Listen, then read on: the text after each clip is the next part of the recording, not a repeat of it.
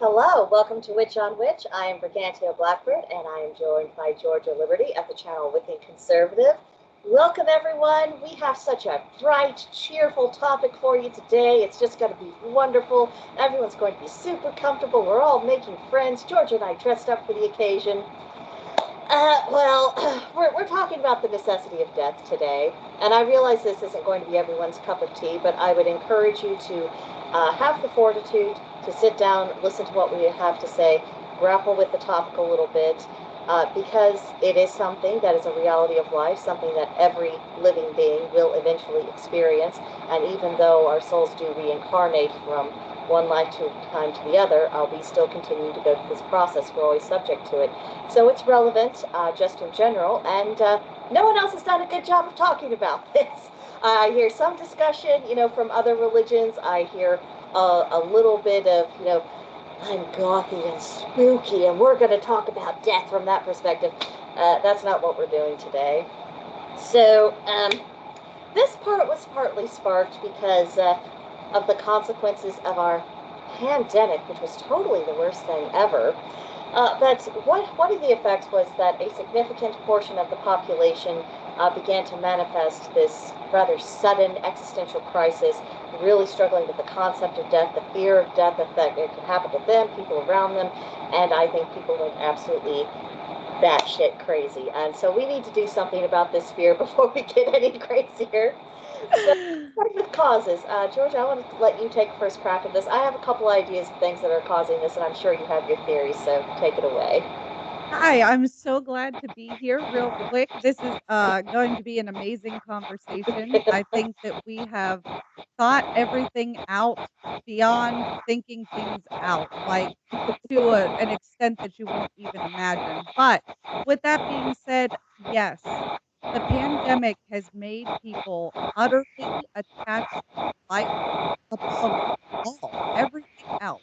And it's funny because we watched in real time people diminish their own quality of life for the chance that they may get sick and the chance that they may perish. And I don't begrudge anybody the fear of death because it is so mysterious and it is so unknown. And of course, it's natural to be afraid of the unknown and it's natural to fear the next step in the process. But it's been interesting to watch the type of people who have certain ideas about their own afterlife fear the prospects of their own death. And I think that's where I came to the idea that we really need to talk about this because it hits on so many different levels. And we're going to, take it away with this, but it starts with the pandemic. So when were told that you could not go provide for your family, when you were told that you were to depend upon somebody else, or you were to muzzle your own breathing capabilities with a mask in inappropriate situations. We're not talking about within close contact or unventilated rooms. We're talking about when you were encouraged to wear masks while you were exercising and out in the public in the fresh air, and you were told to stay inside and not go outside. The actual percentage of you being able to contract this disease and then die from it was so small, even when we knew nothing about it, that it really baffled me the way people were able to just turn over their own feelings, their own principles, their own common sense Oh, yeah. to to live longer. That's all it was. They weren't promised anything better. They were just promised that they would live longer. Yeah, and they gave no consideration to quality of life.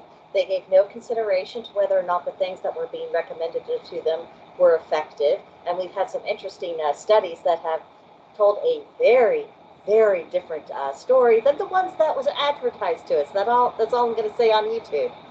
But I mean, the way that people did just give up on themselves, and they were just, it was completely unreasoning. And you could show them numbers, you could talk about common sense, you could talk about, things that just in general improve your life, just being a little more careful with your diet, being more physically active, all these things.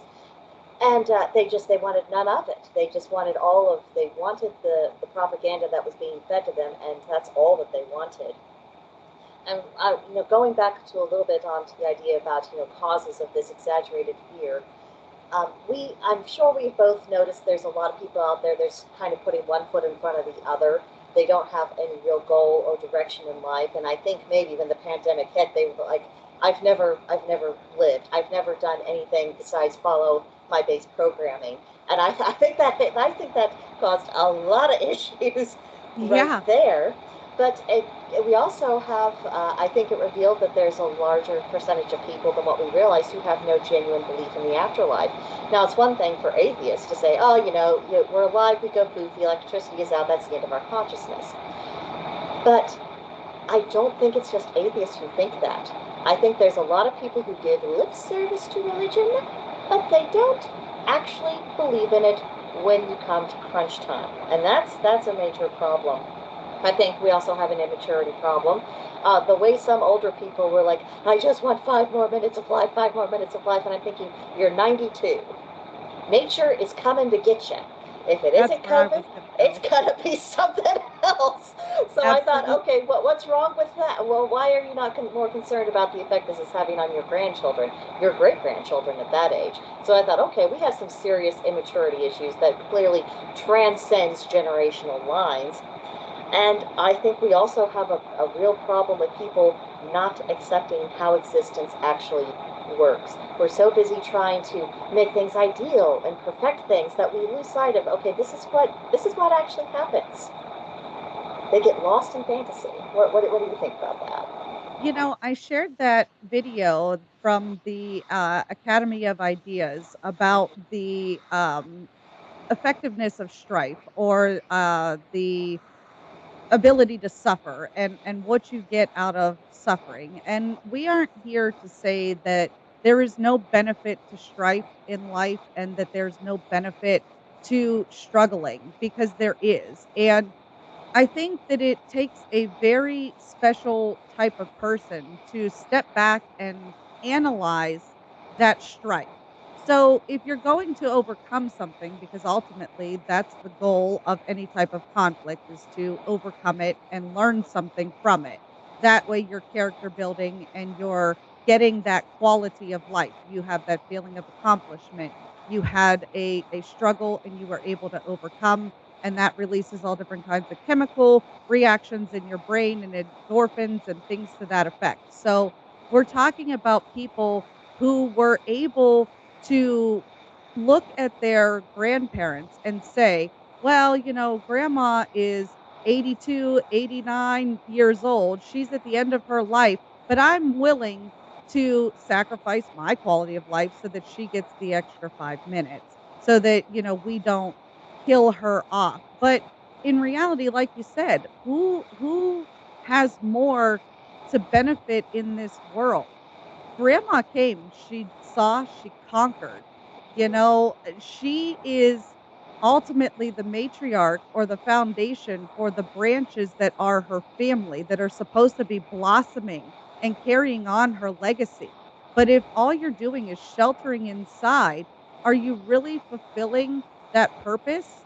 If you're not going out there into conflict and overcoming conflict, like, we could have come out and said, you know what?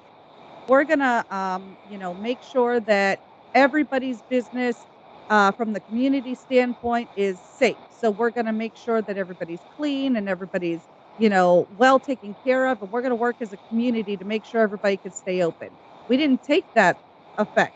We took the easy route. We decided, no, no, if we do nothing, somebody else will take care of it for us. So at what point are you character building? At what point are you overcoming adversity, when you're willing to allow somebody else to take over that responsibility for you? That is it right there. And I'm so glad you phrased it that way, because it was a failure. It was a failure on the older generation to say, you know what? I've been here a while. I'm going to lead by example. If there's risk to be taken, it's better that it's me. If you remember a few years back when Japan was hit with that tsunami and there was all those problems with the nuclear plant, Well, I remember reading afterwards that a lot of the volunteers who were help dealing with the various aspects of cleanup and everything else, when there were very serious concerns about radiation, a lot of them were members of the older generation. They said, I am the person who's in best position to take care of this. If I die from as a result of the radiation, the reality is I was 80 years old to start with. I am making a sacrifice to improve the survival odds for the generations that come after me. We threw that mindset right out the window during COVID, and shame on Oh, us for yeah. doing it. And then people in midlife who should really be taking the reins and saying, okay, I will listen to what mom and dad and grandma say, but I'm in charge around here, and I'm going to make sure that we are doing things that ensure that we survive, ensure that we thrive. And if nothing else, we've got to show the younger kids how it's done, and that we don't give in to fear, we don't cave in, and we learn about how to assess risks and to make appropriate decisions based on those risks. And instead, the kids watched all of their elders fall to pieces and stunt their growth, seeing them clinging to just existence, just to say that they are here and not on the other side, and they did not see anyone taking the lead.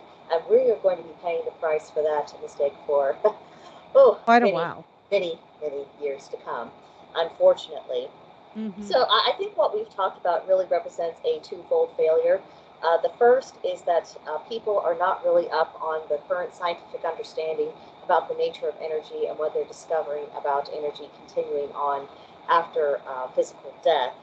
And the other major issue that's much more in our arena is that faith for people has become a matter of form rather than function, and religion and different traditions of spirituality have really sucked, and they're not fulfilling their proper office of providing people with comfort and hope, and also saying, this is what we believe the afterlife entails.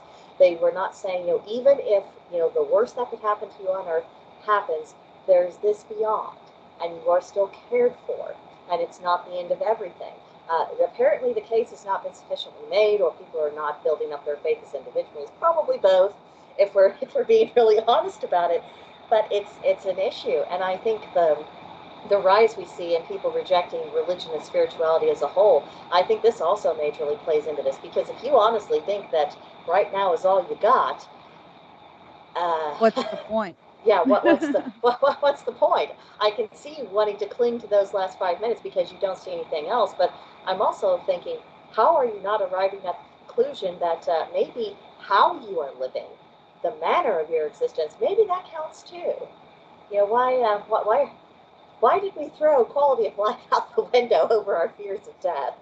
Yeah, yeah, and this is nothing new. I mean, we start off with the pandemic as a good jumping off point, but, as I was contemplating this subject prior to our discussion, Terry Schiavo keeps coming into mind, and those types of cases where you're clinging to medical machinery in order to sustain life. We're not talking about people like with pacemakers or titanium legs or things like that. We're talking about medical dependency machinery, the machine that inflates and contracts your lungs, the machines that clean your blood, the machines that monitor your brain activity. Just because somebody is breathing doesn't necessarily make their life, um, fulfilling. It's really hard, not only on the people around them, and I think that this is why people are really so uncomfortable talking about this because it makes them feel like a bad person if they have to say, "This is burdening me." And we understand. It doesn't make you a bad person because it is an extra burden. But look at it from the person incapacitated. Could you imagine what type of hell on earth that could possibly be if you were conscious? Let's say that there's not necessarily brain activity there, but your soul is trapped inside your body on this earth because the physical form is still maintained.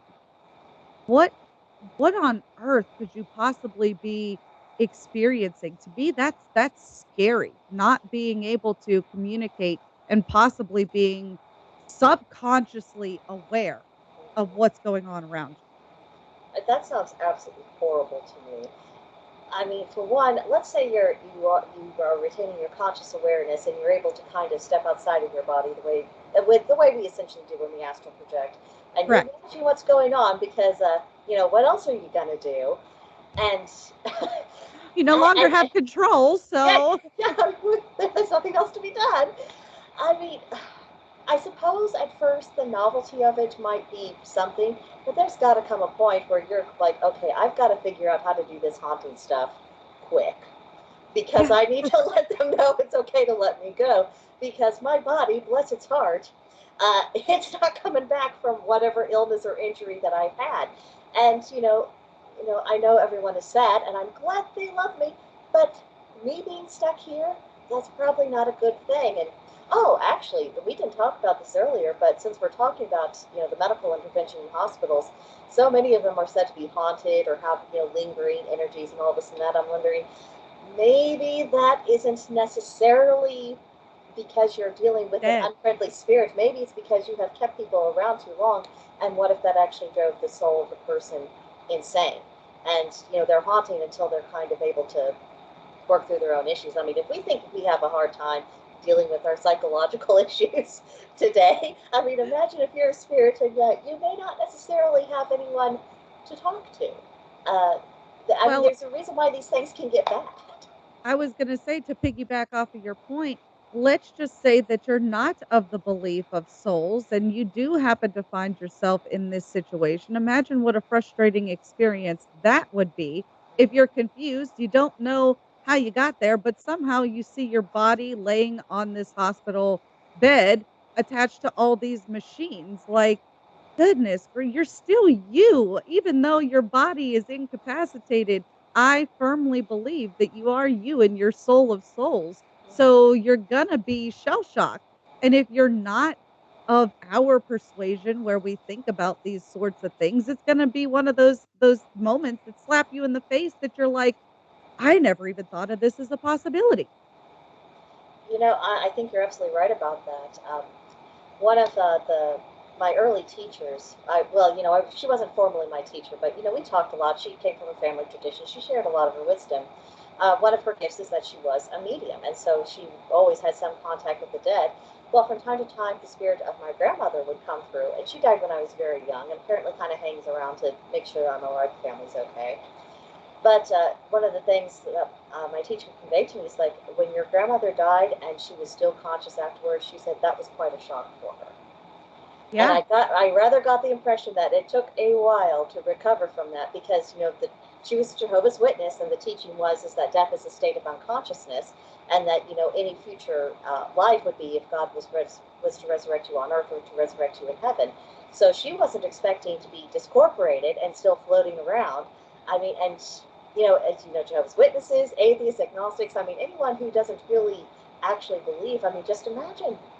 I mean, we should really be preparing ourselves, and we shouldn't be afraid to talk about these things. And I think that's one of the reasons why it has remained so taboo, because there isn't real serious discussion. And no one that I have heard has been making the case for why death actually needs to happen and it serves a useful function in the natural order. So buckle up, everybody. That's what we're about to get into. That Uh, is. I think the easiest way to introduce this is just to say that nature is essentially a system of ongoing recycling. We can point to this process everywhere that we look, whether we're talking about the stars, things collapsing into the black hole, things coming out of the white hole. It's this constant ebb and flow of energy all the time. Destruction, creation, recreation, all that good stuff. And we see it on Earth. Just look at your own flower bed. You have plants that are perennials. They come back again and again. So the question really arises of why would human beings, of everything that is in existence, not be subject to the same process? I mean, what would you say if someone tried to make that case to you? I think somebody has tried to make that case to me, a lot of other religions, which is why I settled home right here with Wiccan paganism, because you can physically see. And a lot of other religions will tell you that you're the exception to the rule. You are the exception. You live outside the boundaries of nature because of XYZ. They all have their own reasons. But when you look at the chemical compounds of what we are made of, it is of this earth. The only piece of our mortal coil that we cannot wrap any type of physical evidence around is the idea of a soul, or is the idea of a spiritual connection to the physical manifestation. So again, it's really hard for somebody who believes themselves to be so special that they're outside of the realm of nature, that they exist in their own type of world with their own rules and dependencies, for them to get on board with just being part of the ebb and flow. I think that's the biggest rock. Yeah. Well, I want to kind of touch on the psychological consequences of that mindset because that kind of ideology detaches people from everything we know about natural law. What are some of the, I suppose, side effects is the best way to put it? What are some of the things that you've observed in people who cling to this? It's gonna be again some really hard truths because my opinion on abortion, and I'm gonna start there because that's gonna get me the most hate. So when you have somebody who physically knows that they have created a life that they are incapable or unwilling to take care of, you kind of back them into a corner. Now, I'm not of the persuasion that you wait until there's a full-fledged formed body where you can tear them apart and sell their body parts, because I know that's the slippery slope fallacy that comes after making a statement like that. But with that person knowing that they, put themselves into these positions, we want them to have these children, but we can look at our adoption system. We can look at our state agencies. I actually just watched a 2-hour presentation of the Georgia Department of Behavioral Health Services, mental health services, a couple days ago. And they're spending $2 million on 9% of the population because these people are mentally incapable of taking care of themselves and find themselves spending a lot of money and time in the criminal justice system, and they are unfortunately a detriment to society. Now, it is not in a lot of cases in the behavioral health field their fault. It's bad genes, it's bad, raising, it's bad whatever. But we tend to value the life of a child without giving any thought to what's going to happen into the future. Then you look at the people who, like you said, are willing to sacrifice the legacy of their own families for their own selfishness. And we saw, going back to the pandemic, and this flipped my lid because my grandmother, there's no way she would have forewent her last rites. You had people who legitimately didn't care if the priest came in and sent them off to their afterlife, because they were afraid that they were going to get sick, or that their religious uh, leaders didn't wanna come in because they were afraid of getting sick. So it's a very selfish mentality, and I think we're seeing a lot of that in society across the board, from criminals to politicians to teachers. I mean, look at the teachers union and all the demands that they're making, that they get treated a certain way when their job is to be teaching your children math, science, and, reading. This is this is just bleeding out into everything, and the first thing that anybody will say to you was, "Well, what do you just want them to die? You just want them to die?" Do we execute murderers or severe, offenders in the judicial system, or don't we? People that repeatedly demonstrate being harmful to society. There's a necessity to that, from a standpoint that you, not me, you all want to get to utopia. I could care less for utopia. I'll live in anarchy if you let me. But you all want to get to utopia. So what's your idea of how we get there? How do you have a utopian society with unutopian people? If they're not perfect, if they aren't falling in line and contributing to the perfection of utopia, how does that work? Well, it doesn't, but then you know my view on utopia. Utopia is the worst kind of lie and illusion that people have ever deluded themselves with. And if you see any kind of major form of tyranny, they are always trying to sell you some form of of utopia, whether it's politically or religious or your social cause or whatever else that it is. They're trying to say things can be perfect, things can be just as you want them to be. And I'm thinking, no, they never, ever will be. And that's why I keep coming back to this idea of, the best favor you can ever do for yourself is just accept the imperfection of reality, the imperfection of existence, and realizing that sometimes nature isn't fair and that you're going to have to rise to the occasion. You're going to have to work on your own character. And I think that a lot of utopian nonsense that's getting sold is actively preventing people from building their characters. Because after all, if you don't have to, and the reason why you don't have utopia is because the system failed or everyone else around you failed. Well, isn't that a nice little self-perpetuating grift? I mean, that's why Well, so it's many of the problems we're facing aren't solvable, is because they're just self-sustaining. yeah, I was gonna say it's because they're basing their own self-worth on what other people think of them, and this is where the virtue signaling comes in, and I'm such a great person because I believe in life over everything, and it's like, okay, yeah, I believe life is special. I believe that it needs to be cultivated, but I also believe in the necessity of death, and this is another hard one that nobody likes to hear, but not all people are good at being alive. Not all people are good at maintaining their lives. And, again, this is why we go back to quality of life. We don't want to say that, oh, you have depression, there's nothing you can do. Oh, you should just Right. off your life. But Yeah, what not what we're about talking about here. Not what we're doing today. but what about somebody who knows for a fact that I'm not going to do anything but be a strain on my already financially strapped family? Why can't they make the decision? Why is that criminal to commit suicide? Well, I mean, I have to admit, just for the sake of discussion, that I do have a personal aversion to suicide. I was not at all entertained when my uncle committed suicide. Right. I mean, and it is a very, very difficult thing. And I think, there are circumstances. I mean, I think the one that I will personally come back to is the idea of, someone knows they are dying of cancer. It's terminal. Everyone knows there's nothing more to be done. Right. As long as you are feeling okay, then I'm not saying, you need to be on your way out. But when the time comes and the only thing ahead of you is pain, I think the worst thing anyone could do is say, we are going to deny you sufficient painkiller because we know that was going to hasten your demise. And I'm thinking, I'm in agony.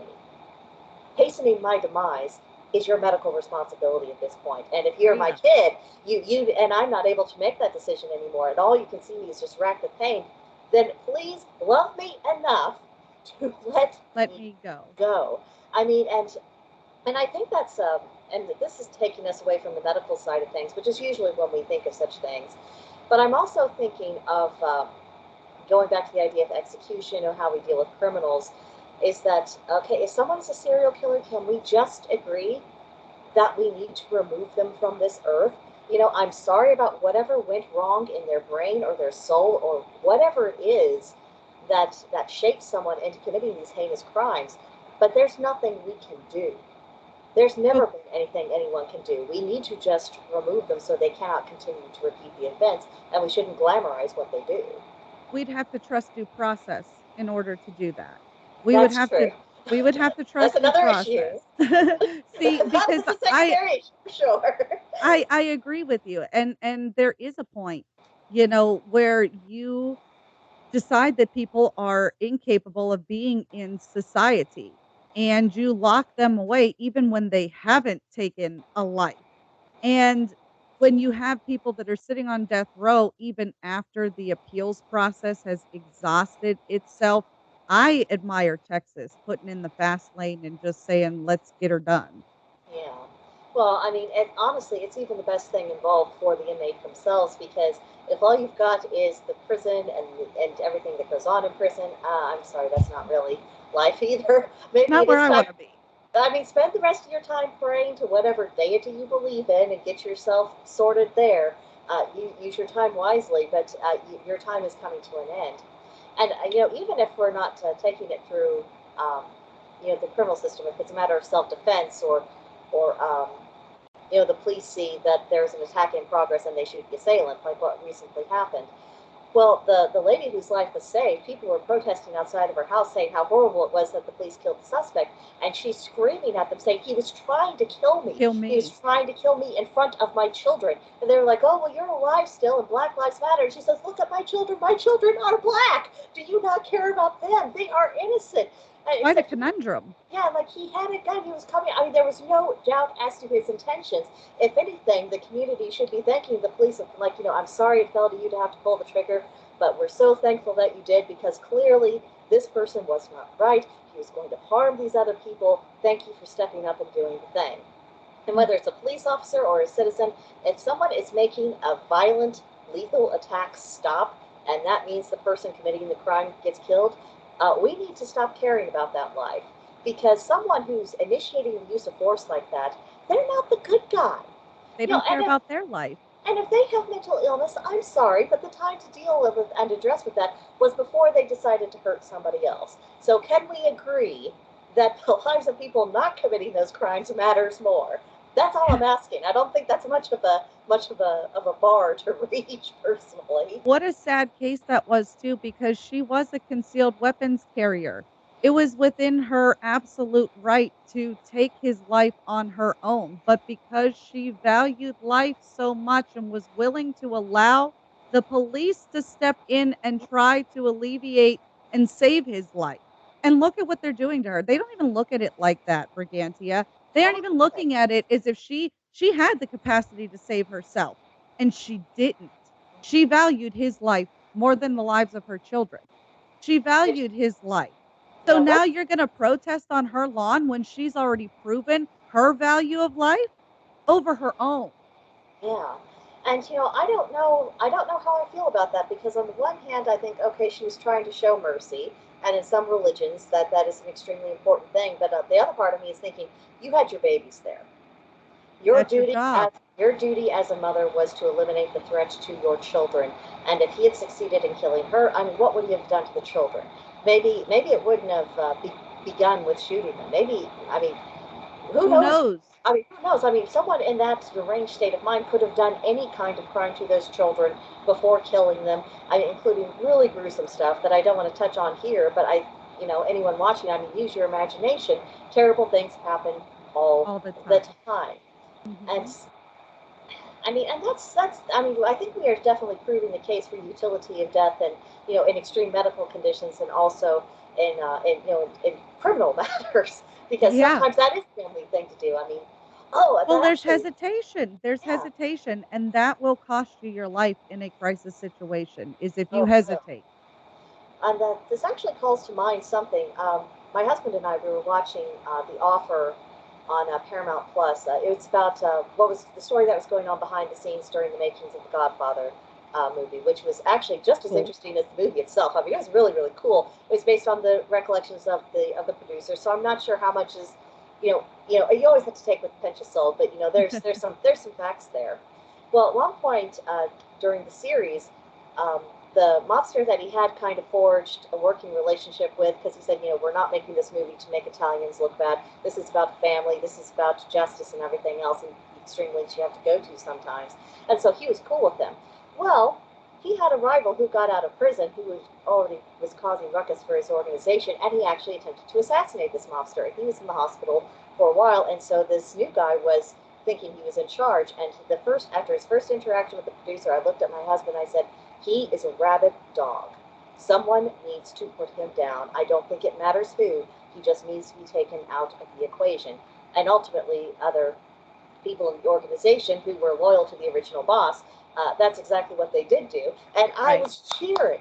I was saying it just goes to show that even criminals can perform works of goodness and charity. Because Yeah. I mean, just imagine, someone who is that deranged, someone who's just going to be violent for the hell of it, taking them out of the equation, that's better for the neighborhood. It's better for their family, because he wasn't going to be treating those kids and wife well. I mean, sometimes people are just wronged, and it's not sad when they die. Well, isn't it funny that you bring this up, because, that is another observation that I have noticed. There used to be a code among thieves, and there were certain things that you didn't do to other criminals in your preferred area of expertise, let's call it that. And now even the criminals have no couth, they have no value, they have no idea outside of, their own consciousness to survive. So there's no outside awareness. There's no what are my actions going to do to everybody around me. It's very selfish mentality. And a lot of people are going to laugh and be like, "Oh, criminals have a code." Yes, criminals did have a code at one point in time. Yeah, and you can see this with some of the more, how shall I phrase this? People who Organize? people who do this for a living. I'll put it that way. There's a great deal of difference between those organizations that had a code of honor. That, I mean, okay, it didn't match up with our legal system, and I'm not saying that I agree or approve of every aspect of it, but you knew what to expect from them. They were there. There was a sense of they knew who they were, and this is how they were going to operate, and they held to that because it was important. And then you have someone like, well, whatever is getting the profit margin in, I don't care what it is, what it takes, or how many bridges we burn, or who gets hurt, or what happens. I mean, it just there has to be an acknowledged difference. As bad as the organized crime is, and I do not want to diminish that in any sense of the term, but as bad as that is, what we have now, just this Chaos. completely unformed, it's so much worse. That's the kind of destructive chaos for destruction's sake. Because Yes. I always got to make my difference about different kinds of chaos, because one is cool and one is not. Yes. No, that's the perfect way to put it. It is destructive chaos. When we're talking about organized crime, I'm sure that we all think of one particular organization, which I won't say because I don't want to get dead. But anyways, they lived by a code, they lived by an honor, and even tough decisions were made within the organization to family members who were going outside of the code for the idea of the greater good. And we see that those were the type of people who had the potential to cause the most chaos and rain the most destruction back down upon the family. So again, you have selfish people who are acting selfishly, impacting multiple people's lives. We're not just talking about the people that they come into contact with. You're talking about officers of the law who have to deal with the repercussions of said actions. How Right. many victims and victims' family members are impacted by these things?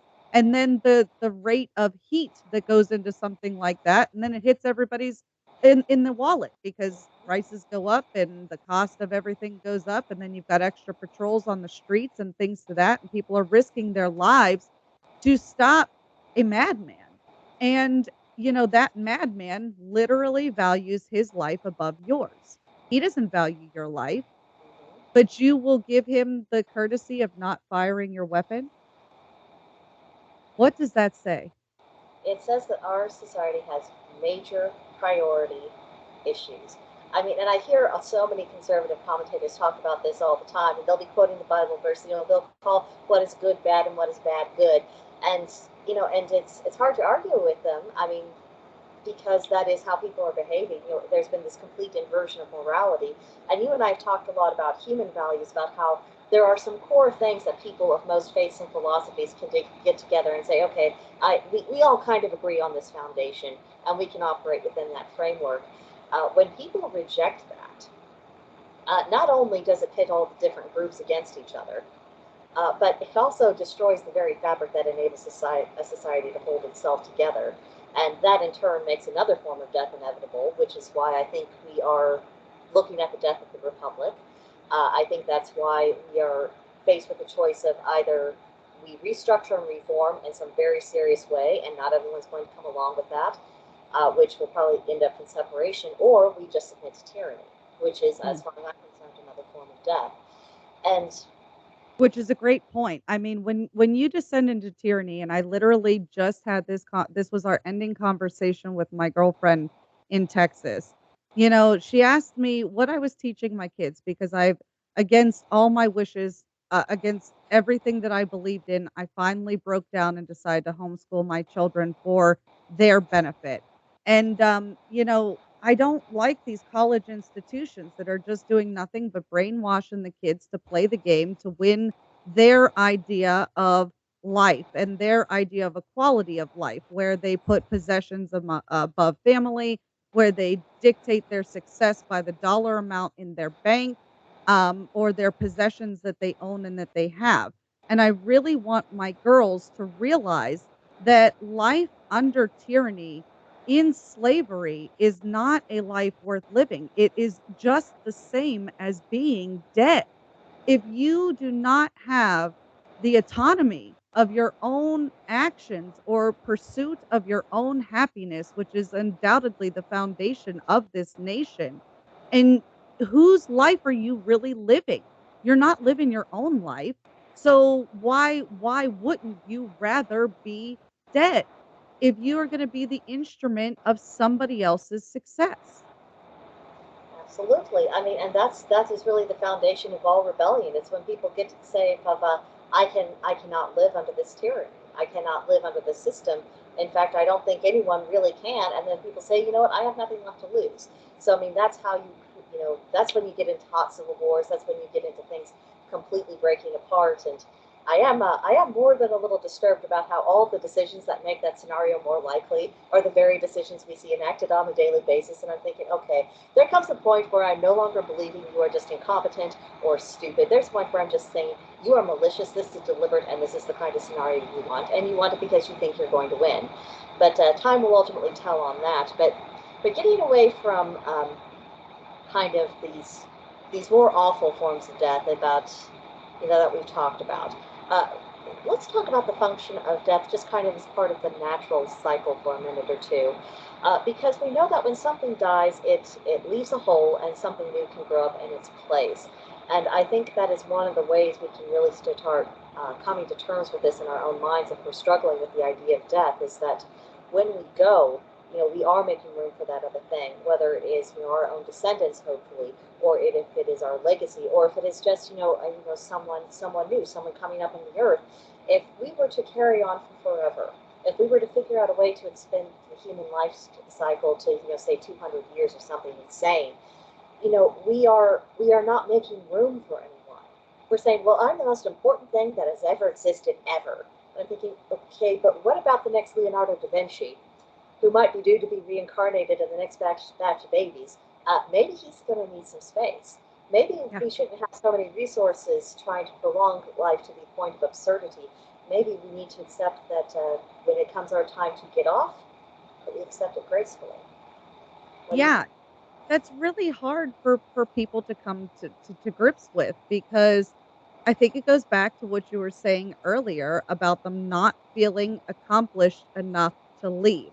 You always hear the bedside regrets. You always hear I coulda, woulda, shoulda. Why are you limiting yourself in life to hit the end of the road and say, I coulda, shoulda, woulda? What scared you into not pursuing those goals? Was it the thought of death? So do you see how utterly ironic it is that you don't live because of the fear of death? Oh, well, I don't want to do that because I might, fall off the building and die, or I don't want to go to that area of the world because I might get shot in my head. Like, yeah, but who knows? You might not. What then? And I just think it's interesting because like you said, they're to the point where, well, I gotta do one more thing. I just gotta do that one more thing before I go. And it's like, no, no, you've accomplished what you were going to accomplish, and now it's time for somebody to learn from that. But we don't reflect like that. We don't think I think as humans, we don't necessarily think of our lives as being significant if we're not, Meghan Markle or, Denzel Washington. I Hate, know. I hate. Absolutely, God. but the celebrity status, you see these people propped up in society, and then when they pass, how many droves upon people come out to mourn their passing, and, "Oh, what an amazing thing, they acted in a movie. They were Mhm. naturally in line for the throne." Like, this wasn't anything special other than where they were born in the time of history. So what makes my life any more insignificant than theirs? Why don't I value that as much? If I'm in such a hurry to stay for an extra 5 minutes. You know what Right. I mean? Yeah. I mean, we do need to start rethinking about how do we actually define success in life?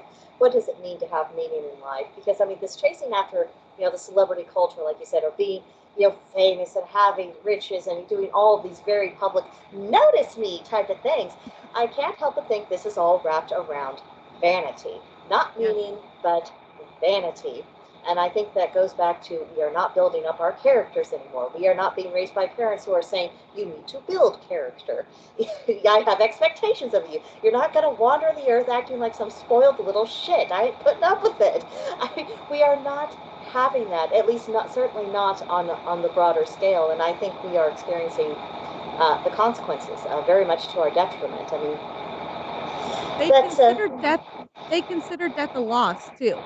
Okay, yeah. so life is a game and death is the loss, but in reality, death is just a new game, in Hmm. my opinion. You're Yeah. playing a new game, and just like you came into this life with no idea of how to navigate through it, you will pass into death with no idea how to navigate through it. But I guarantee you're gonna learn. Yeah, I mean that's the thing. I mean we're always thinking I'm going to be at such lost ends. I'm like, well, look at our lives now. I mean, there we have always had someone, even if it was only just someone else's example. We are never fully without resources. I mean, the universe isn't as stingy as all that, and maybe we need to have a little bit more faith in that. But Yes. what happens when we attempt to defy death at all costs? Because we've been kind of skirting around that issue, but I want to really underscore the consequences for people because they are ignoring it, and I don't think it's healthy. Because No. there are things worse than the actual death. Well, I think we like you said, we kinda touched it on it with, putting the soul in stasis inside the physical mortal body and, the quality of life that you're trapped in based upon your day-to-day existence, and, I just think that the lack of awareness is there to put the 2 and 2 together to know that, "Okay, yeah, I see the rise and fall of all of this stuff, but there goes that I wanna be special.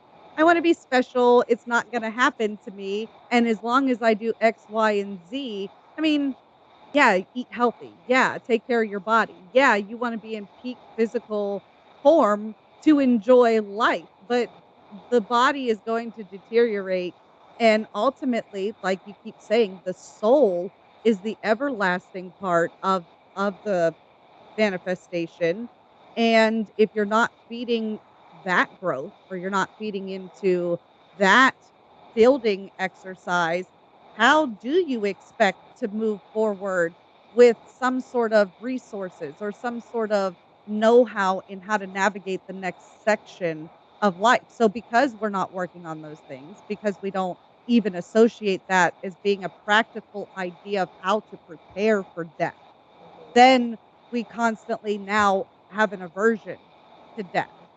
And it's being I mean, look at how many horror movies and, different things that have come out and, "Oh my god, don't get dead and don't die and you don't wanna die," and everything. It's pounded into our brains, but I can't tell you why.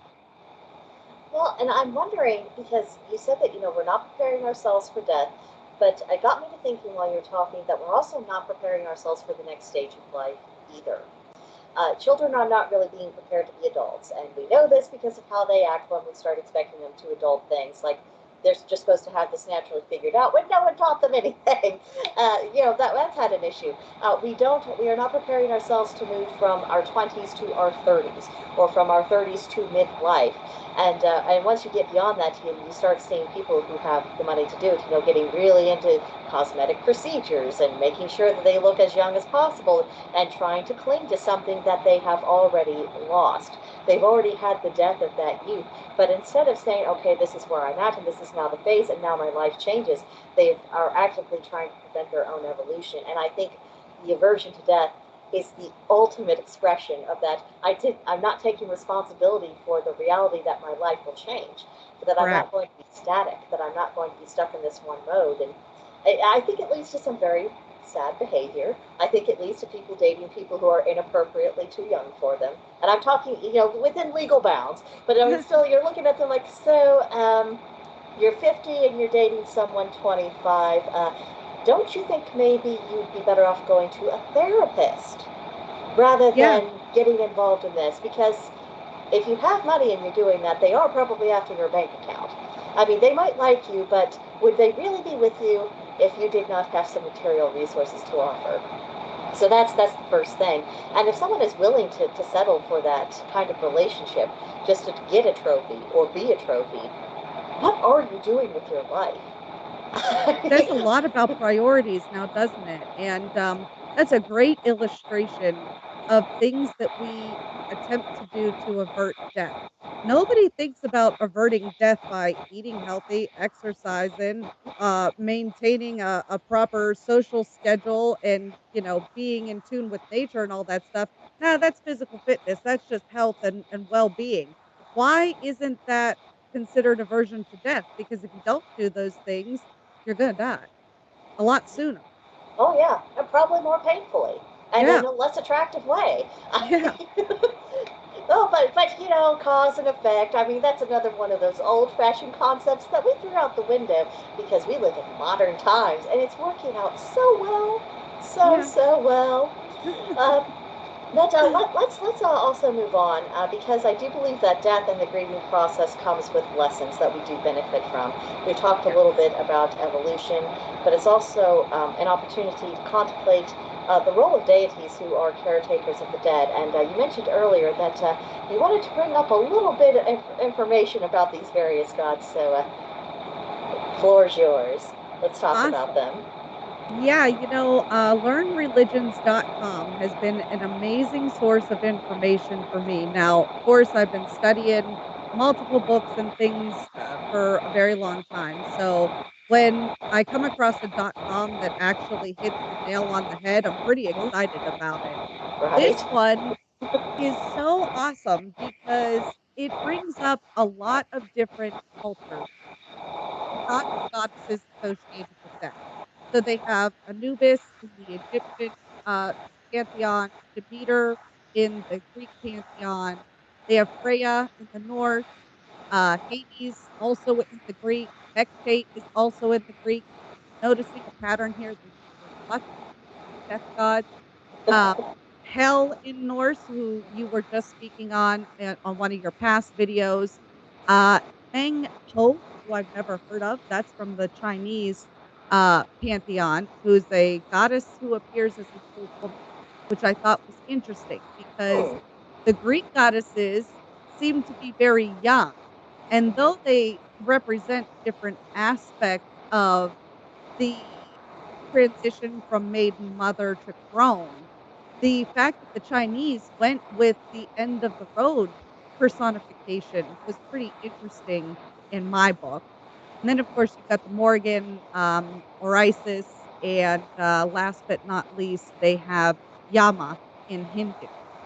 So this was a great uh, resource for me. I'm sure I can send the link to you so you can put it in the description box. But the interesting thing was they all seem to have this let's pass over together type of vibe to them where they are very wise and knowing. They have this what's the word I'm looking for? This kind of air about them that this is what it's going to be and everything's going to be okay. Don't be afraid. This is a natural part of life. This isn't the end. This is a new beginning. So, it's interesting for you to go through all these different traditions, because by no means are we speaking of directly any pantheon here. We are across the board. They all have these same similar type of, rituals that come with it. And you and I have talked a lot about the Egyptian afterlife gods and what they actually mirror when it comes to judgment of the soul and how your quality of life is actually measured by these gods and goddesses. So it's interesting. Absolutely. I mean, it goes to show that there's a priority placed on how did you live while you were in incorporeal form. That this existence has value and you should make the most of it while it goes, even though when they say, now that you're here, you're here. Yeah. And that's where you're at, kid. And that's just how it is.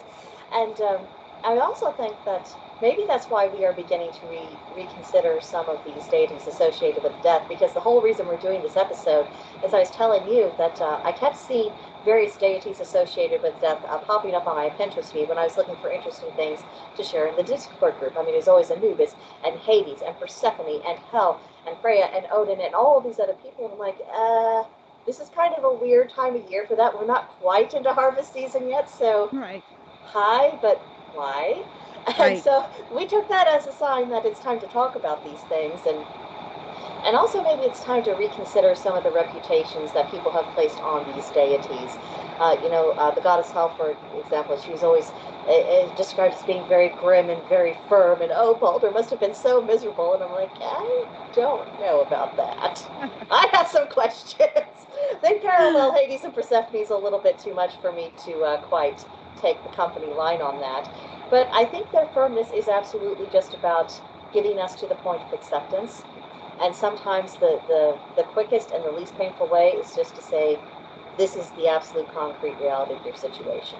And that isn't cruel. But we have come to think of it cruel because, again, we have all these ideologies that are utopian focused, and you need your ideal life, and what's best, and what's awesome, and what's working out so well for you. It's unicorns and rainbows and sprinkles and kittens and lollipops. Well, That how any scary is it that you would be judged in life and then switch over to the afterlife thinking that you are gonna get off scot-free and, "Yay, I get a fresh slate," and somebody's there greeting you going, "Well, how did you actually perform in life? Let's quantitatively measure what you performed in life and what contributions you made to your society." I think we're all in trouble there. Oh, absolutely we are. I mean, and a lot of us, we had a pretty slow start, because of how we were raised and, the silly ideas that were put into our heads when we were young. But also in the Norse is that there was a hall of ancestors that you would go to, that at least most people went to, unless you were really, really egregious. But, for the average person, that's your destination. Well, your relatives from who knows how many generations back, they're going to say, what was it like up there catching up? And you got nothing to tell them? I mean, it's bad enough they say, I took my sword and I valiantly defended the village and I did this and that. I mean, it's bad enough that we don't have anything really cool to tell them, at least not that they would be able to relate to. But if we have only to say, like, well, I played my video games and I got the highest score out of my friends. First, what the hell is a video game? And second, well, did you have a family? Did you have a community? What kind of work did you do? Were you a spiritual person? Were you really good at your trade? I mean, what what how did you spend your time? And then not having any good answers for them. I mean, shoot, I think I would rather face the gods because at least they are more likely to be understanding of human foibles and the limitations we come with. But your relatives, have you ever noticed the older your relatives are, the less likely they are to put up with your shit or take your excuses? At There's a least one. reason. Yeah, there is a reason for that. So I'm like, that is a much scarier prospect to me. And Well, in that turn of cheek because, these energies that we refer to as deities have been around for how long? So where do you think their patience level is?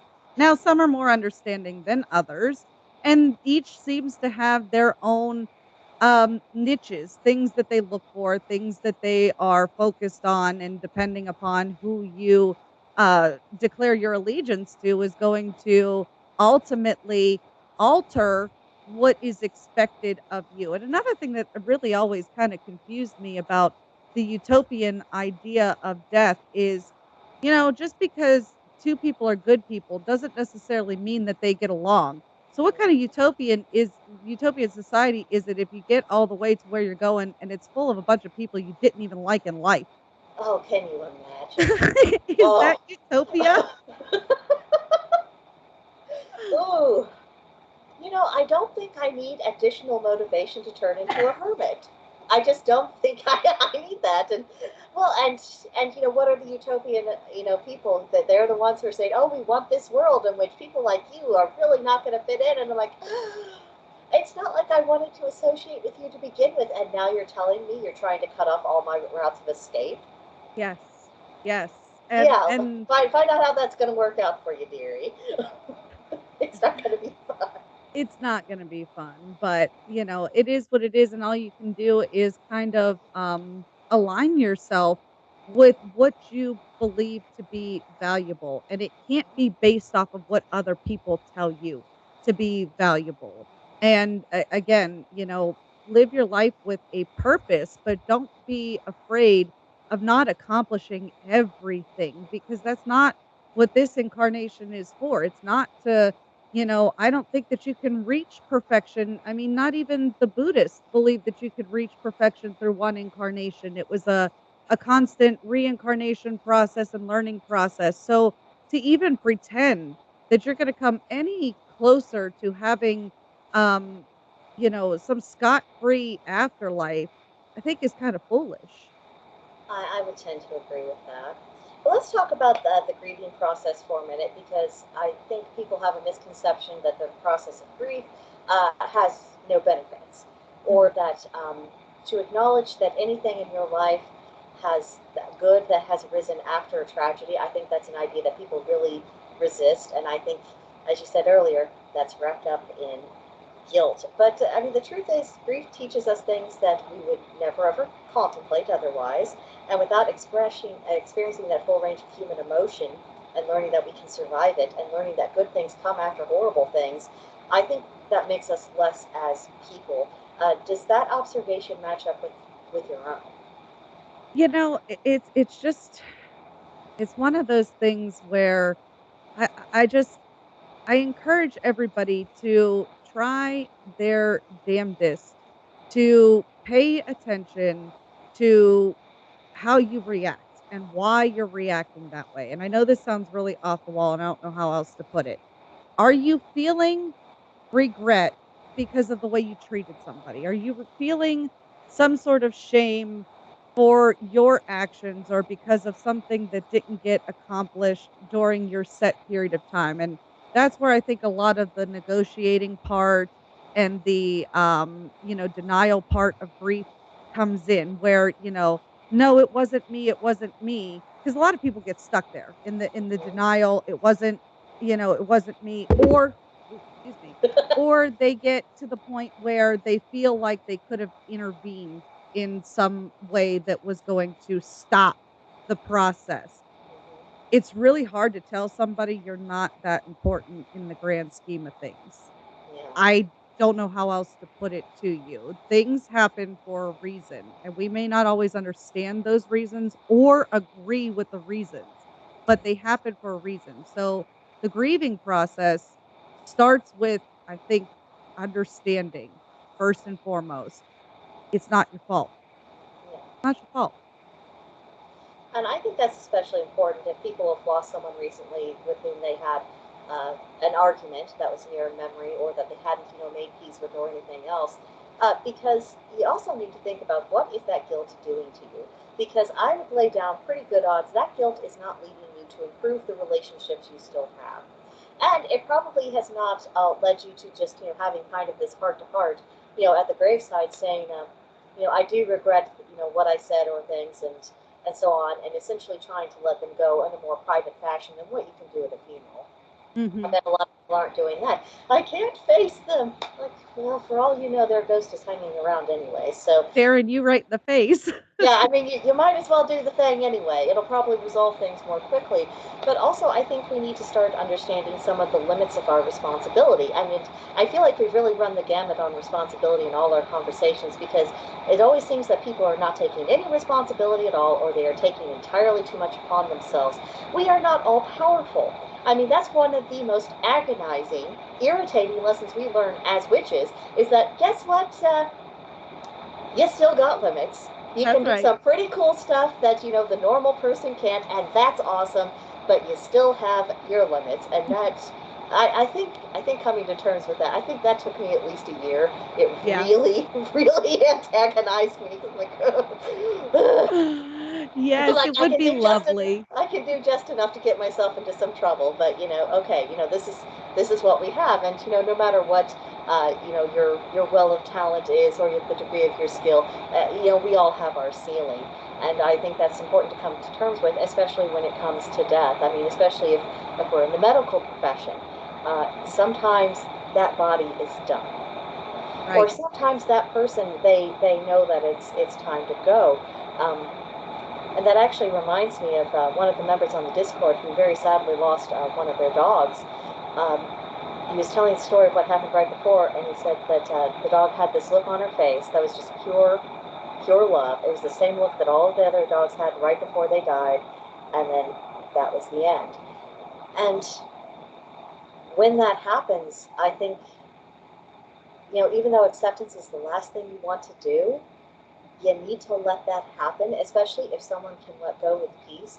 Let them have that peace. I mean, don't send them into the next chapter overburdened, because there's going to be something, especially if we're talking about a human being. I mean, Well, I'm shedding a little tear now because I am partial to the animals, and I wanna use this to move into animal slaughter and cruelty and all that jazz because, I think that kinda goes hand in hand with perfectly with what we're talking about is being able to let those familiars, reincarnate into other incarnations that are gonna have impacts on other people because, you know, I firmly believe, again, that everything happens for a reason. So if something has completed its task, why would it just hang around and play the repeat button? Nothing in life, from the circle of the seasons to the birth and, rebirth of the plants and everything plays a purpose. So once that purpose is done, for them to be able to move on, to know that you've learned that lesson. You then need to reflect and say, "What lesson did I learn? What did this experience teach me? What did I gain from it? What are the memories that I'm gonna hold dear from these things?" So, it's really hard, like you said, to look at those things, especially right after, yeah. anybody passes, but it's helpful, I think, if you look at it that way. Yeah, if we can talk ourselves past the guilt, I think that that can go a long way towards alleviating some of the non-acceptance issues. Just as an example, when my grandmother's cousin died, she was 92 when she died, I believe. She was actually old enough to be my grandmother's mother. There was that much age difference between them. Wow. But my grandma was really annoyed with her during the last few months of her life because you could just tell she knew her body was failing. She knew she was ready to go, and I was playing a role in taking care of her. But I also was not doing the pushing to be silly about things. They're just, Mhm. and my grandmother was like, oh, well, and she would lecture her. It's like, oh, you could still be honoring God with your life and all this and that stuff. I'm like, really? Seriously? You're going to nag this woman who literally spent her entire life in a particular God service that, apparently it wasn't enough and she still needs to be doing more when, getting dressed is about all she can accomplish for the day. And it was very cruel. And then, when the funeral came around, my grandmother was very upset. I think she was a bit angry with herself for how she acted during those last few months, but I was relieved because she wasn't feeling any discomfort anymore. I knew she was okay. Even then, I understood she was okay.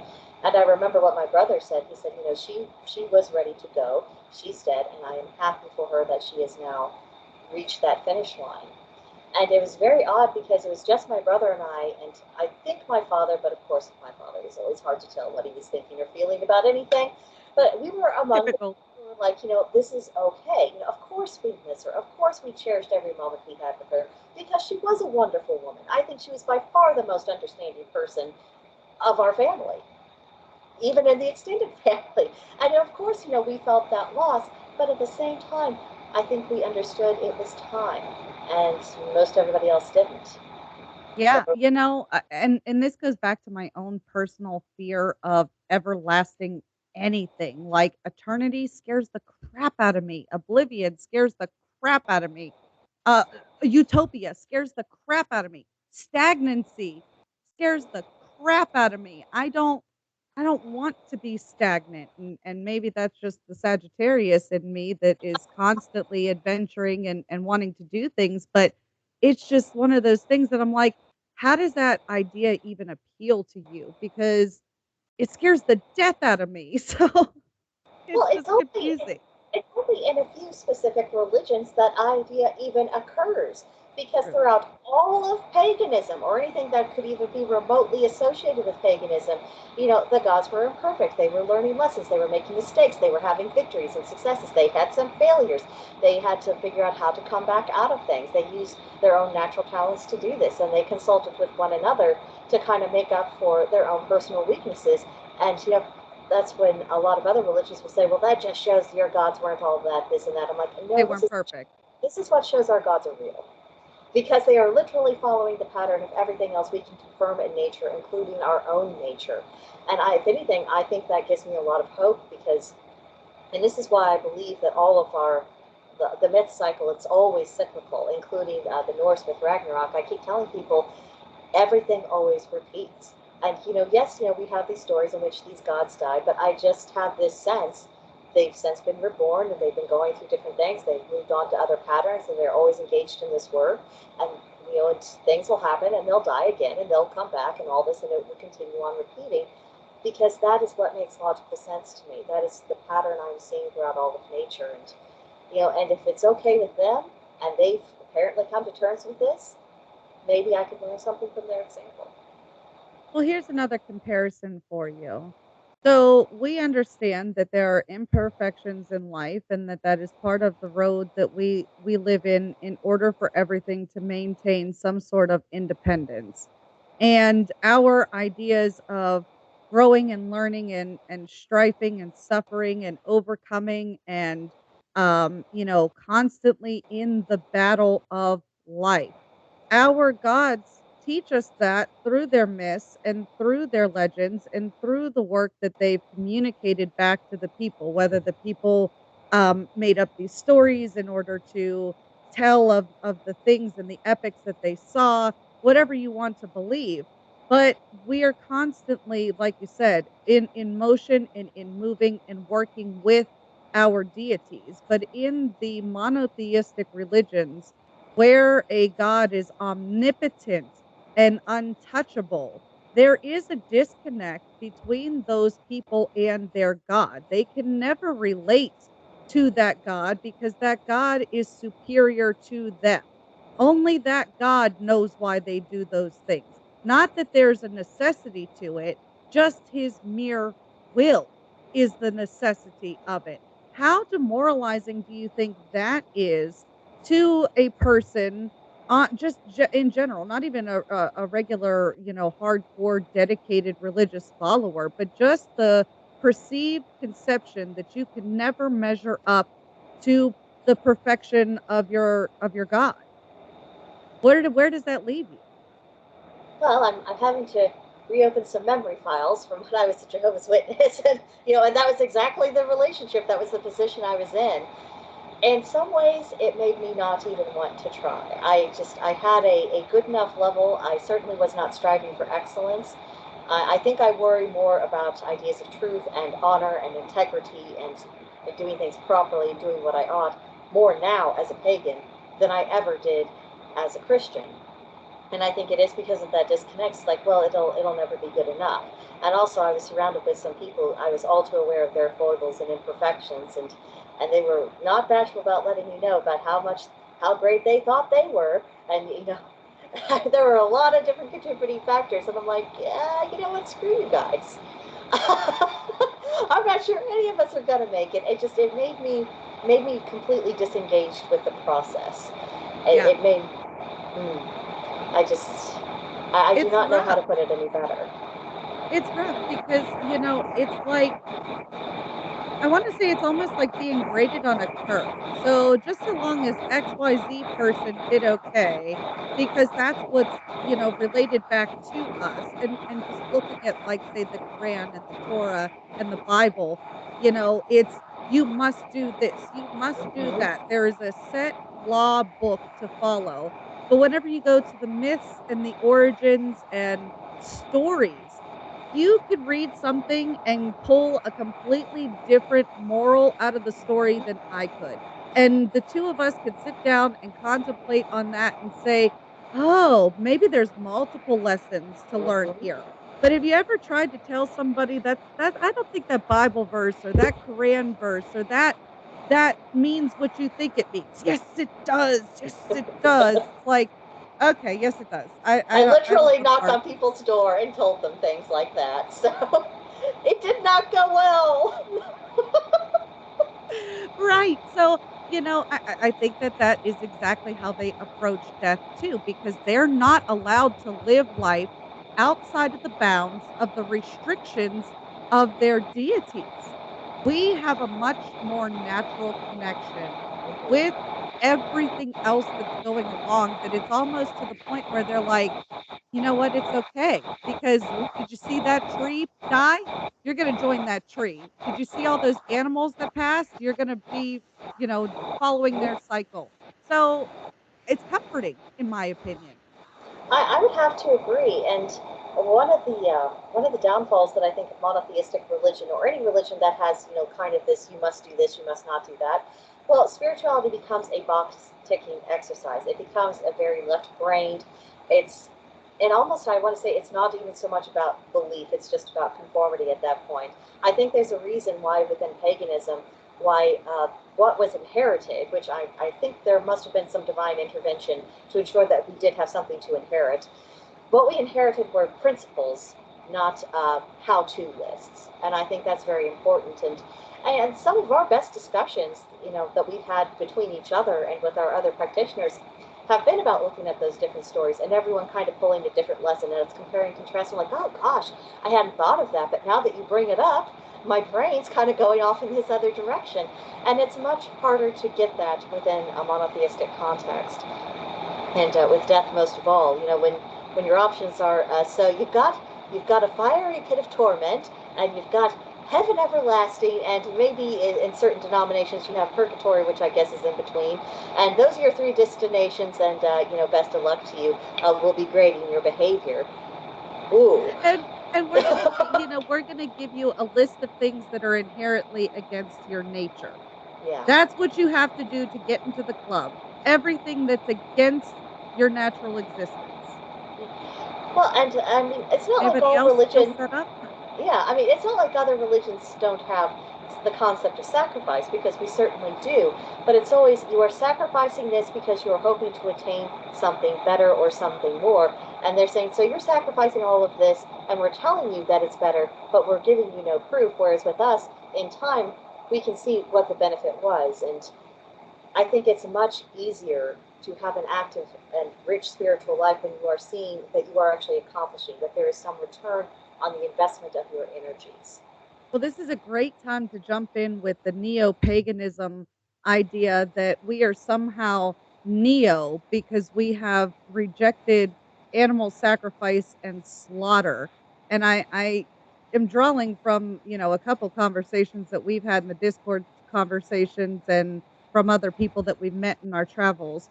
But with that being said, I think it's so funny because when we get down to the nitty-gritty of death, our legitimate existence depends on the slaughtering and consumption of other organisms, whether it be a plant, because that's still alive. I hate to break it to you. That's still alive. You are still eating a living organism. So, to kind of throw it out there, what's your idea of, it makes us neo-pagan because we don't participate in the actual physical slaughter of animals? Well, first I have to address my issues with the term neo-pagan. Because I've heard it, I usually hear it used primarily two different ways. One is simply differentiating modern practice from ancient practice, and it's not meant to be a pejorative. And then there's the other side that is meant as pejorative, or like, oh, you don't count, or you're LARPing, or you don't really get it, you aren't real. So I do feel antagonized when people use the label neo-pagan to essentially deny our existence or say that our spirituality is without value because it's not a carbon copy of what was before. So, okay, now that I have that rant out of my system, Love it.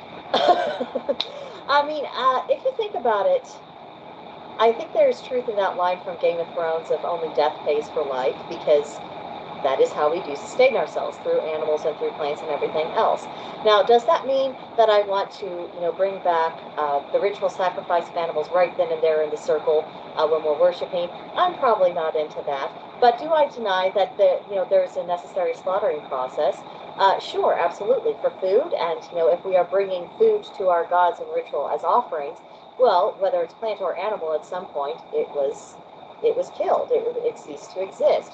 So I don't have a problem with that in principle. I think my main issue is that because we don't have as much of an agrarian society, we aren't as familiar with the proper way to actually end an animal's life, and I think we do need to show respect for it and to make sure that when animals are dispatched, that it is as painless as possible with as little trauma to them as possible. I think that is our obligation, and I don't think we necessarily have the skill to do that within ritual. Now, the way things are going and the way the economy seems to be driving us back potentially to the Stone Age, we may relearn some skills there, in which case I think that would be much less of a big deal because we would already be accustomed to it. And of course, I don't think we should do those kind of sacrifices for shock value or to upset anyone.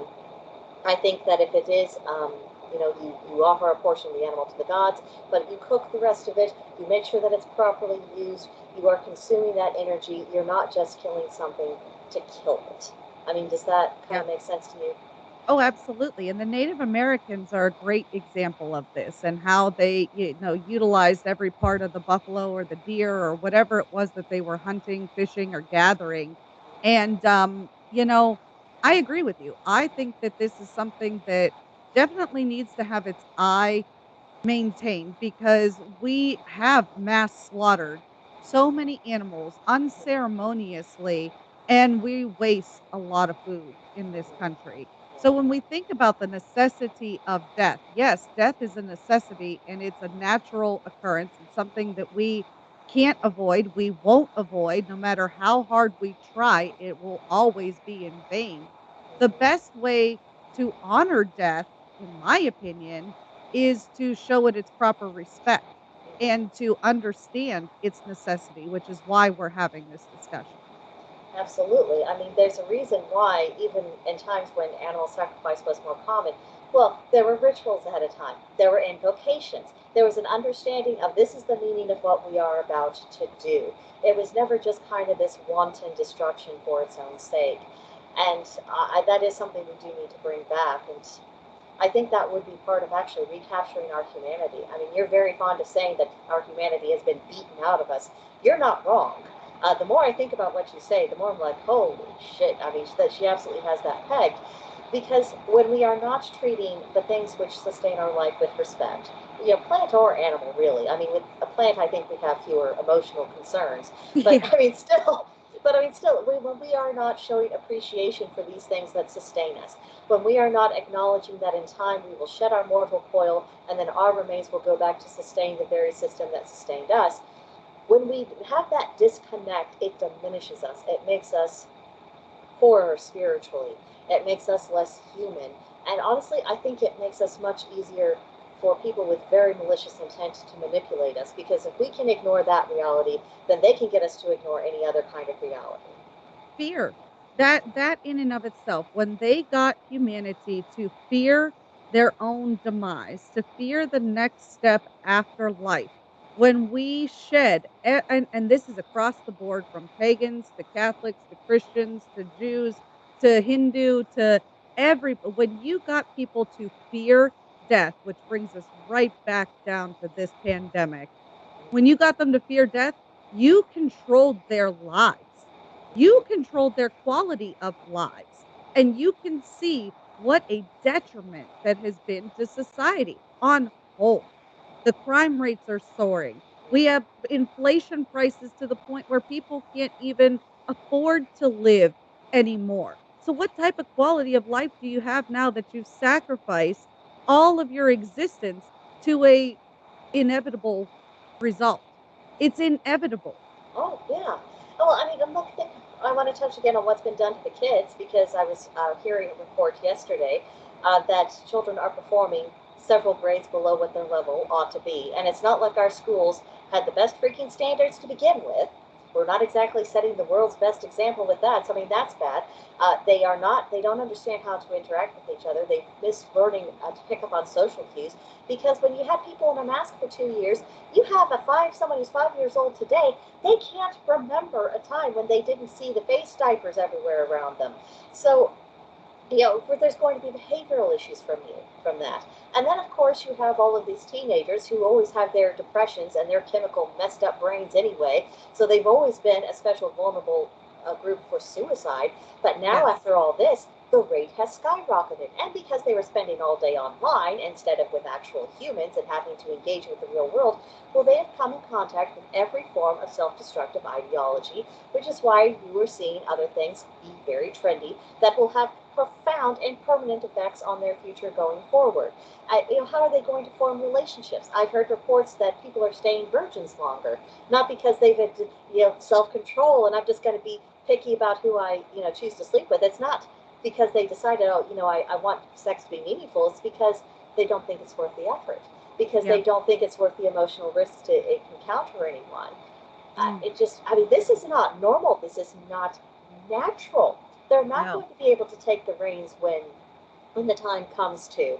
And then our generation will be turning into those boomers, and everyone will say, well, why didn't you raise the kids right? And we'll say, well, because there wasn't enough of us. There was a disproportionate number of idiots. And then we Yeah. also had the boomers who were kind of undermining us because they were so afraid of their own demise. And they thought as long as they were in charge, as long as they had power, as long as they had the money, they would never die.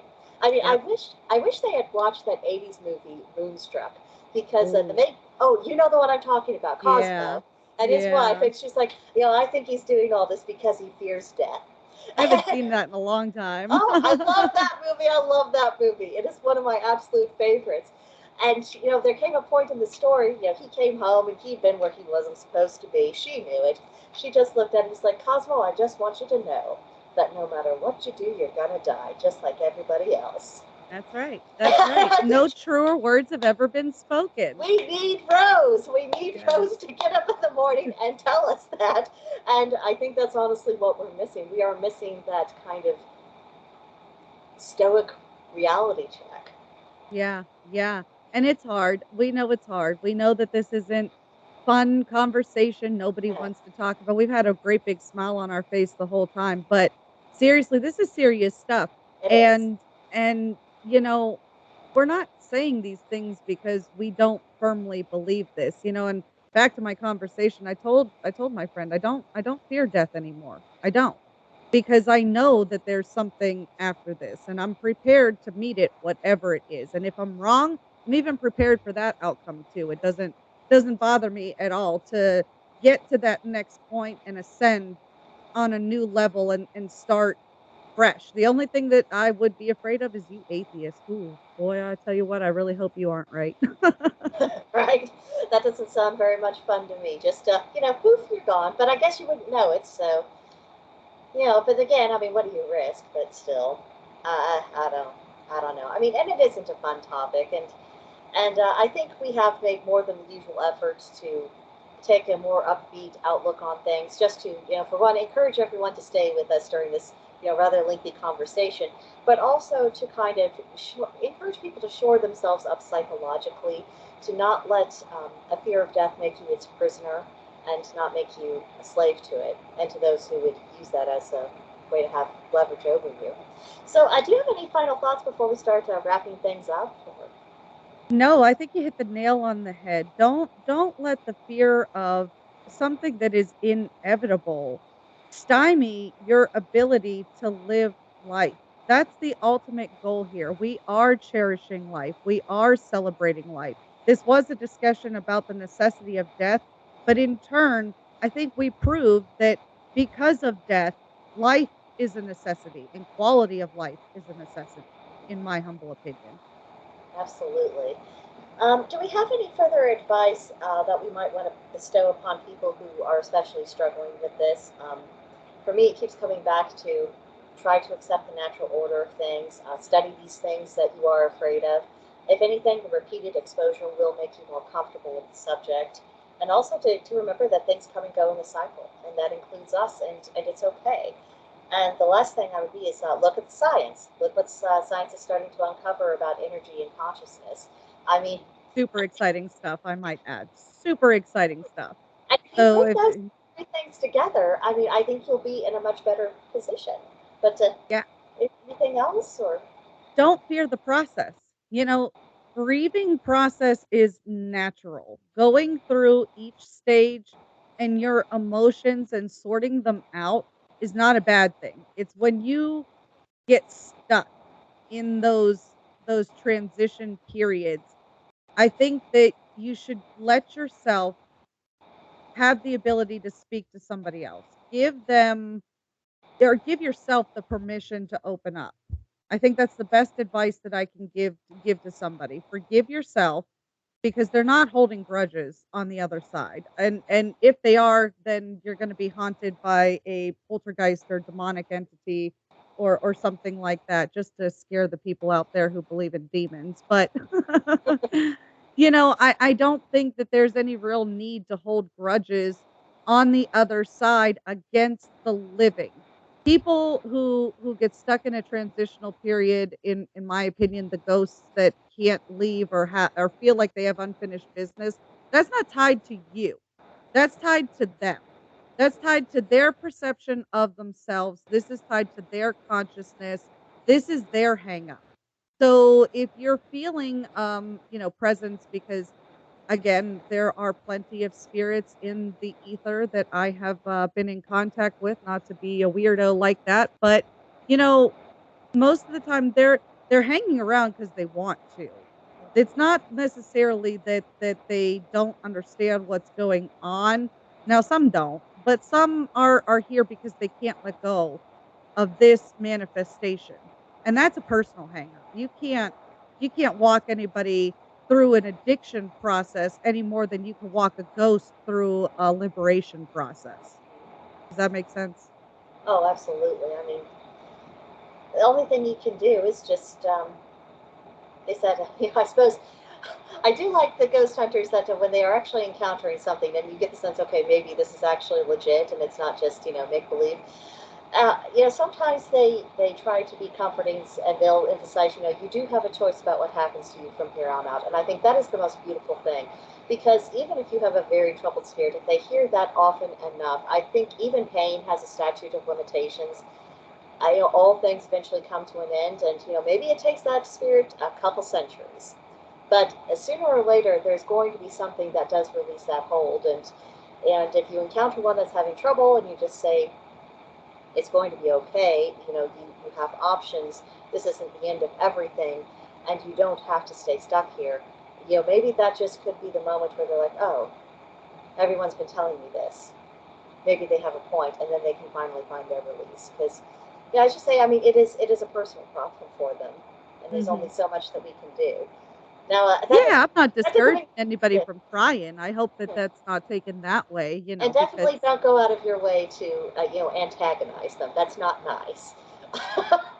that Just to say. the best way is just to, treat them the way that you would treat them in real life because they really don't, they if they're stuck there and they don't know, then they won't understand why you're treating them different. Yeah. Well, and if you feel like there is a presence that's just kind of around, I know at the farm, it's been there so long that I'm pretty sure that there's things that are kind of going back and forth. Well, one of the things I'm going to do once we're living out there is to set up a specific altar and be periodically giving them offerings and saying, I know you're here, and we're living peaceably, and that's fine. And I'm bringing this because I was thinking of you, because Yeah. you still matter, and for the period of time that you are here, you matter, and when you're ready to go, that's fine too, because I feel like that's my end of the bargain. Just show respect for that life, even if they're having trouble letting go. Whatever the trouble is. Yeah. I mean, who knows, I guess. Yeah, but I don't know, I'm so cantankerous. There probably have been times when I was in between incarnations, when I was lingering around and making a pest of myself, I'm sure, and I've but I mean, told you both my get through it. children I plan on it. Oh, I threatened my husband. I said, if I die first and you remarry someone who I don't like, there's going to be issues, and just so you know. It's Over not. her dead body.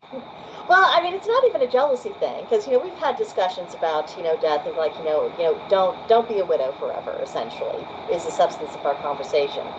But I said, if it really is if it's someone who does fall short of my standards, just know I'm gonna be a nuisance.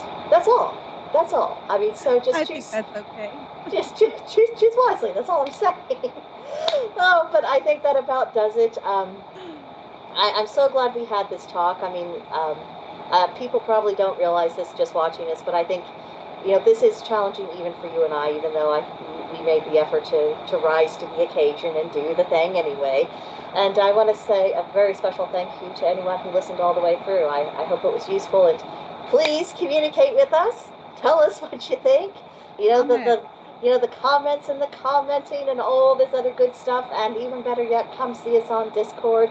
Link, as always, in the description box below. We like to talk to people. We're not scary, I promise. I mean, the us you see right here, this is pretty much the us you get. You're gonna get. We don't have an on-screen persona. We're just who we are. And I think, and honestly, we're both too old to put forth the effort of I was having a gonna fake say, ain't nobody personality got time for online. that. We're Ain't too nobody got old. time for that. We ain't doing it. And we have a lot of good conversations, so don't be afraid to come in, say hello, talk. It doesn't matter what level of spirituality you're at. You can be at this for 5 minutes or 50 years. Either way, you're welcome, and you can find community. Yes, So ma'am. please join us there. And Georgia, where can they find you? Wiccan Conservative on YouTube. I'm also syndicated on Rumble. You can find me on Facebook and Twitter at Georgia Liberty. Although I'm going to be real crystal clear with you guys, don't send me messages there. Put the comments in the YouTube or the Rumble section, and we'll get back in touch with you. And better yet, join the Discord because that's where we live 95% of the time. So if Yeah, you for want real. real interactions and you want to approach us on a personal basis, you don't want to put it in the chat or publicly, that's a great place to do it too. Absolutely. Alrighty. Well, thank you, everyone, and goodbye. See you on the next one.